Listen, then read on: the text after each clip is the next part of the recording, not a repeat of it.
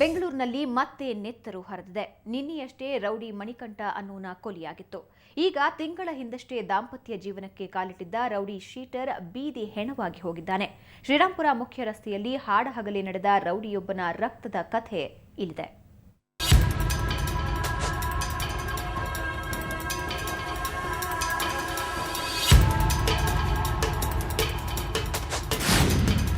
ಈತ ದಿಲೀಪ್, ವಯಸ್ಸು ಕೇವಲ 24.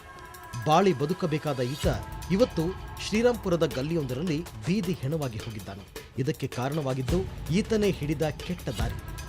ಶ್ರೀರಾಂಪುರದಲ್ಲಿ ರೌಡಿ ಶೀಟರ್ ಪಟ್ಟಿಯಲ್ಲಿದ್ದ ದಿಲೀಪ್ ಆತನ ಸ್ನೇಹಿತರಿಂದಲೇ ಹತ್ಯೆಗೀಡಾಗಿದ್ದಾನೆ. ದಿಲೀಪ್ ಅಲಿಯಾಸ್ ದಿಲೀಪ್ ಕುಮಾರ್, 25 ವರ್ಷ, ಗೌತಮ್ ನಗರ ವಾಸಿ. ಈತ ಅಲ್ಲಿ ನಿಂತಿರಬೇಕಾದ್ರೆ ಯಾರೋ ಒಂದು 4 ರಿಂದ 5 ಜನ ಬಂದು ಕೈನಲ್ಲಿ ಮಚ್ಚು, ಲಾಂಗು, ದೊಣ್ಣೆ ಹಿಡ್ಕೊಂಡು ಬಂದು ಅವನಿಗೆ ತಲೆ ಮತ್ತು ಮುಖದ ಮೇಲೆ ಮಾರಣಾಂತಿಕವಾಗಿ ಹಲ್ಲೆ ಮಾಡಿದ್ರಿಂದ ಅವನು ತೀವ್ರ ಗಾಯಗೊಂಡಿದ್ದು. ಅವನನ್ನು ತಕ್ಷಣ ಆ ಸ್ಥಳದಿಂದ ಅಣ್ಣಾಮಲೈ ಆಸ್ಪತ್ರೆಗೆ ಶಿಫ್ಟ್ ಮಾಡಲಾಗಿತ್ತು. ಅಣ್ಣಾಮಲೈ ಆಸ್ಪತ್ರೆಯಲ್ಲಿ ಅವನು ಆನಂತರ ಮರಣ ಹೊಂದಿರುತ್ತಾನೆ. ಈ ಬಗ್ಗೆ ಶ್ರೀರಾಂಪುರ ಪೊಲೀಸ್ ಸ್ಟೇಷನ್ ಒಂದು ಕೊಲೆ ಪ್ರಕರಣ ದಾಖಲಾಗಿದೆ. ಶ್ರೀರಾಂಪುರದ ಗೌತಮ್ ನಗರದಲ್ಲಿ ವಾಸವಾಗಿದ್ದ ದಿಲೀಪ್ 2005ರಲ್ಲಿ ಅಪರಾಧ ಜಗತ್ತಿಗೆ ಕಾಲಿಟ್ಟಿದ್ದ. 2008ರಲ್ಲಿ ರೌಡಿ ಶೀಟರ್ ಪಟ್ಟಿಗೆ ಸೇರಿಕೊಂಡ. ಇದಾದ ನಂತರ ನೆಲಮಂಗಲದ ಬೆತ್ತನಗೆರೆ ಸೀನನ್ನ ಸಂಪರ್ಕ ಬೆಳೆಸಿದ್ದ. ಕೊಲೆ ಯತ್ನದ ಪ್ರಕರಣವೊಂದರಲ್ಲಿ 1.5 ವರ್ಷ ಶಿಕ್ಷೆ ಅನುಭವಿಸಿ ಇತ್ತೀಚೆಗೆ ಬಿಡುಗಡೆಯಾಗಿದ್ದ. ಕಳೆದ 1 ತಿಂಗಳ ಹಿಂದಷ್ಟೇ ದಾಂಪತ್ಯ ಜೀವನಕ್ಕೆ ಕಾಲಿಟ್ಟಿದ್ದ. ಆದರೆ ಇಂದು ಮಧ್ಯಾಹ್ನ ಮನೆಗೆ ಬಂದ ಮೂವರು ದಿಲೀಪ್ನನ್ನ ಆಟೋದಲ್ಲಿ ಕರೆದುಕೊಂಡು ಹೋಗಿ ರಾಮಚಂದ್ರಪುರದ 2ನೇ ಮುಖ್ಯ ರಸ್ತೆಯಲ್ಲಿ ಕೊಚ್ಚಿ ಹಾಕಿದ್ದಾರೆ. ಅವ್ರ ತಂದೆಯೂ ಸಹ ದಿಲೀಪ್ ಊರು ಇರಲಿಲ್ಲ, ಊರಲ್ಲಿ ನೆಲಮಂಗಲದಲ್ಲಿದ್ದಾನೆ ಅಂತ ಹೇಳಿದರು. ಅವರ ತಂದೆಯೂ ಸಹ ಕರೆಸಿ ಮಗನಿಗೆ ಎಚ್ಚರಿಕೆಯಿಂದ ಇರಲಿಕ್ಕೆ ಹೇಳಿ ಅವನು ಜಾಸ್ತಿ ಯಾವುದೇ ಗಲಾಟೆಗೆ ಹೋಗ್ದಂಗೆ ಅಂತ ತಿಳುವಳಿಕೆ ಕೊಟ್ಟಿತ್ತು. ಆದರೂ ಸಹ ಇವತ್ತು ಅವನ ವಿರೋಧ ಗುಂಪಿನವ್ರ ಜೊತೆಯಲ್ಲೇ ಹೋಗಿ ಅವನು ಅಲ್ಲಿ ಈ ಒಂದು ಹತ್ಯೆಗೀಡಾಗಿದ್ದಾನೆ. ಸೊ ಈ ಬಗ್ಗೆ ಆರೋಪಿಗಳನ್ನ ನಾವು ಆದಷ್ಟು ಜಾಗ್ರತೆ ಪತ್ತೆ ಮಾಡ್ತಾ ಇದ್ದೀವಿ. ಸದ್ಯ ಶ್ರೀರಾಂಪುರ ಪೊಲೀಸರು ಪ್ರಕರಣ ದಾಖಲಿಸಿಕೊಂಡಿದ್ದು ಆರೋಪಿಗಳ ಪತ್ತೆಗಾಗಿ 3 ತಂಡ ರಚಿಸಿದ್ದಾರೆ. ಬೆತ್ತನಗೆರೆ ಸೀನನ ಎನ್ಕೌಂಟರ್ ಬಳಿಕ ಆತನ ಶಿಷ್ಯನ ಹತ್ಯೆ ನಡೆದಿದೆಯಾ ಅನ್ನೋ ನಿಟ್ಟಿನಲ್ಲೂ ಪೊಲೀಸರು ತನಿಖೆ ನಡೆಸುತ್ತಿದ್ದಾರೆ. ಪಾತಕ ಲೋಕದಲ್ಲಿರೋರಿಗೆ ಸಾವೇ ಗ್ಯಾರಂಟಿ ಅನ್ನೋದು ಮತ್ತೊಮ್ಮೆ ನಿಜವಾಗಿ ಹೋಗಿದೆ. ಕ್ಯಾಮರಾಮನ್ ಕಿರಣ್ ಜೊತೆ ಬೆಂಗಳೂರಿನಿಂದ ರವಿಕುಮಾರ್, ಸುವರ್ಣ ನ್ಯೂಸ್. ಕಳೆದ ರಾತ್ರಿ ಕೊಲೆಯಾಗಿದ್ದ ರೌಡಿ ಮಣಿಕಂಠನ ಹತ್ಯೆ ಸಂಬಂಧ 6 ಜನ ಆರೋಪಿಗಳನ್ನು ಪೊಲೀಸರು ಬಂಧಿಸಿದ್ದಾರೆ. ಬೆಂಗಳೂರಿನ ಮಹಾಲಕ್ಷ್ಮಿ ಲೇಔಟ್ ಪೊಲೀಸರು ಕೊಲೆ ನಡೆದ 24 ಗಂಟೆಯೊಳಗೆ ಆರೋಪಿಗಳನ್ನು ಬಂಧಿಸುವಲ್ಲಿ ಯಶಸ್ವಿಯಾಗಿದ್ದಾರೆ.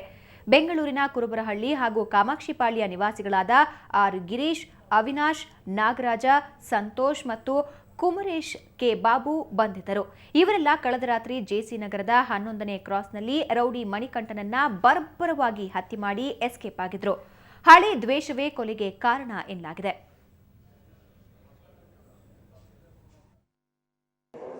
ಆರು ಜನ ಆರೋಪಿಗಳನ್ನು ದಸ್ತಗಿರಿ ಮಾಡುವಲ್ಲಿ ಯಶಸ್ವಿಯಾಗಿದ್ದಾರೆ. ಅದರಲ್ಲಿ ಪ್ರಮುಖವಾಗಿ ಆರೋಪಿ ಗಿರೀಶ್, ಈತ ಗಾಯತ್ರಿ ನಗರದವನು, ಸುಬ್ರಹ್ಮಣ್ಯ ನಗರದ ವ್ಯಾಪ್ತಿ ಇರ್ತಕ್ಕಂಥದ್ದು.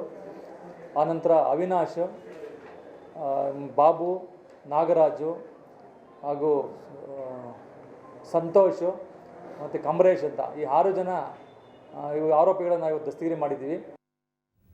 ಬೆಂಗಳೂರಲ್ಲಿ ಕಾವೇರಿಗಾಗಿ ಹೋರಾಟ ತೀವ್ರಗೊಂಡಿದೆ. ಕರ್ನಾಟಕ ರಕ್ಷಣಾ ವೇದಿಕೆ ಹೋರಾಟದ ರೂಪುರೇಷೆಗಳನ್ನು ಸಿದ್ಧಪಡಿಸಿದೆ. ಜೊತೆಗೆ ಇವತ್ತು ಹಲವು ಸಂಘಟನೆಗಳು ಭಾರೀ ಪ್ರತಿಭಟನೆ ನಡೆಸಿದವು.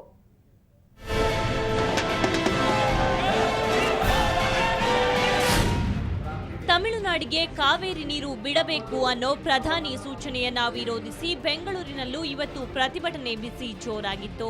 ಜೊತೆಗೆ ಮುಂದೆ ಹೋರಾಟ ಹೇಗಿರಬೇಕು ಅನ್ನೋದರ ಬಗ್ಗೆ ಕರವೇ ನೇತೃತ್ವದಲ್ಲಿ ಖಾಸಗಿ ಹೋಟೆಲ್ನಲ್ಲಿ ಸಭೆ ನಡೆಯಿತು.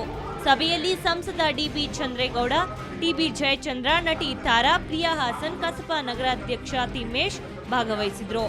ಎಲ್ಲರೂ ಸಹ ತಮಿಳುನಾಡಿಗೆ ನೀರು ಬಿಡುವ ಬಗ್ಗೆ ಅಸಮಾಧಾನ ವ್ಯಕ್ತಪಡಿಸಿದ್ರು. ಇವತ್ತು ಅನಿವಾರ್ಯವಾಗಿ ನಾವು ಹೋರಾಟದ ಹಾದಿಯನ್ನು ಹಿಡಿಯಬೇಕಾದಂಥ ಸಂದಿಗ್ಧ ಸಮಯದಲ್ಲಿದ್ದೇವೆ. ಇವತ್ತು ಬೇಡ ಅಂದರೆ ನಿಮಗೆ ನೀರು ಬೇಡ, ಬೇಕು ಅಂತಾದರೆ ಹೋರಾಟ ಅನಿವಾರ್ಯ. ಸೆಪ್ಟೆಂಬರ್ 24ರಂದು ಕಾವೇರಿ ನದಿ ಪ್ರಾಧಿಕಾರ ನಿರ್ಧಾರವನ್ನ ಖಂಡಿಸಿ ಕೇಂದ್ರ ಸರ್ಕಾರದ ಕಚೇರಿಗಳಿಗೆ ಬೀಗ ಹಾಕಲು ನಿರ್ಧರಿಸಲಾಯಿತು. ಸೆಪ್ಟೆಂಬರ್ 25ರಂದು ರಾಜಭವನಕ್ಕೆ ಮುತ್ತಿಗೆ ಮತ್ತು ಸೆಪ್ಟೆಂಬರ್ 26ರಂದು ನಗರದಲ್ಲಿ ಬೃಹತ್ ಸಭೆ ನಡೆಸಲು ನಿರ್ಧರಿಸಲಾಯಿತು. ಇನ್ನೊಂದೆಡೆ ತಮಿಳುನಾಡು ಸಿಎಂ ಜಯಲಲಿತಾ ಸುಪ್ರೀಂಗೆ ಮೊರೆ ಹೋದ್ರೆ ತಮಿಳುನಾಡು ಸಂಪರ್ಕಕ್ಕೆ ಕಡಿವಾಣ ಹಾಕಲಾಗುವುದು ಅಂತ ಕರವೇ ಅಧ್ಯಕ್ಷ ನಾರಾಯಣಗೌಡ ಎಚ್ಚರಿಸಿದ್ದಾರೆ. ತಮಿಳುನಾಡಿನ ಎಲ್ಲ ಸಂಪರ್ಕವನ್ನು ಕಡಿತಗೊಳಿಸುವಂಥ ಕೆಲಸವನ್ನು ಮಾಡಬೇಕು ಅನ್ನೋ ತೀರ್ಮಾನವನ್ನು ಮಾಡ್ತೀವಿ. ತಮಿಳು ಸಿನಿಮಾ ಇರ್ಬೋದು, ತಮಿಳ್ ಚಾನಲ್ ಇರ್ಬೋದು, ಪತ್ರಿಕೆಗಳಿರ್ಬೋದು, ಹೆದ್ದಾರಿಗಳಿರ್ಬೋದು, ಅವು ಯಾವೂ ಸಹ ಕರ್ನಾಟಕದಿಂದ ಹೋಗುವಂಥದ್ದು, ಕರ್ನಾಟಕದ ಒಳಗಡೆ ಬರುವಂಥದ್ದು ಹೆದ್ದಾರಿಗಳನ್ನು ಬಂದ್ ಮಾಡುವಂಥ ನಿಟ್ಟಿನಲ್ಲಿ. ಇನ್ನೊಂದೆಡೆ ಮೈಸೂರು ಬ್ಯಾಂಕ್ ಸರ್ಕಲ್ನಲ್ಲಿ ದಲಿತ ಸಂಘರ್ಷ ಸಮಿತಿ ಕಾರ್ಯಕರ್ತರು ಕೊಡ ಹಿಡಿದು ಪ್ರತಿಭಟನೆ ನಡೆಸಿದ್ರು. ಪ್ರಧಾನಿ ಮನಮೋಹನ್ ಸಿಂಗ್ ಅವರ ಪ್ರತಿಕೃತಿ ದಹಿಸಿ ಆಕ್ರೋಶ ವ್ಯಕ್ತಪಡಿಸಿದ್ರು. ಏನು ಜೈಲಲ್ಲಿದ್ದಾರೆ? ನಾಚಿಕೆ ಆಗಲ್ವಾ ನಿಮಗೆ? ನೀನು ಕನ್ನಡ ನಾಡಲ್ಲಿ ಹುಟ್ಲಿಲ್ವಾ? ತಮಿಳ್ನಾಡಿಗೆ ಹೋಗ್ಬಿಟ್ಟು ನಮ್ಮ ನೀರನ್ನ ಕೇಳ್ತೀಯಾ? ಮಹಾರಾಷ್ಟ್ರದ ಕೇಳು, ಆಂಧ್ರದ ಕೇಳು, ಇಲ್ಲಾಂದ್ರೆ ಕೇರಳ ನೀರು ಕೇಳು. ನಮ್ಮ ಕರ್ನಾಟಕ ನೀರಿಗೆ ಯಾಕಮ್ಮ ಬೇಕು ನಿಮಗೆ? ಮತ್ತೊಂದೆಡೆ ಕಾವೇರಿ ಪ್ರಾಧಿಕಾರದ ನಿರ್ಣಯ ಖಂಡಿಸಿ ಬಿಎಸ್ಆರ್ ಕಾಂಗ್ರೆಸ್ ಪಕ್ಷ ಬೀದಿಗಿಳಿದಿತ್ತು.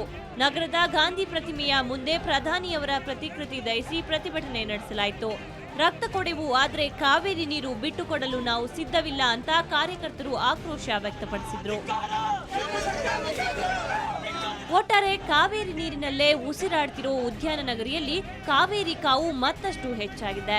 ಕರ್ನಾಟಕ ರಕ್ಷಣಾ ವೇದಿಕೆ ಕೂಡ ಅಖಾಡಕ್ಕೆ ಇಳಿದಿದ್ದು ಉಗ್ರ ಹೋರಾಟದ ಎಚ್ಚರಿಕೆಯನ್ನ ನೀಡಿದೆ.